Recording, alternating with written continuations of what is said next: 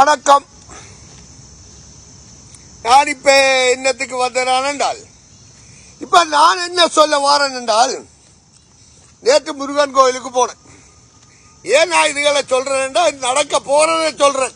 இப்ப செப்டம்பர் 18 என்ன நடக்க போகுது, இந்த உலகம் எப்படி இந்த தமிழீழ விடுதலை புலிகளையும் தமிழ் மக்களையும் எப்படி ஏமாத்தி புலிகள் 16 வருஷமா இந்த அழிஞ்ச புலிகள் தடை செய்யப்பட்ட புலி மௌனிக்கப்பட்ட புலிய தடை செய்து சர்வதேசம் அப்பட்டமான மோடியனாக்கின உலகத்துக்கு சொல்றேன்.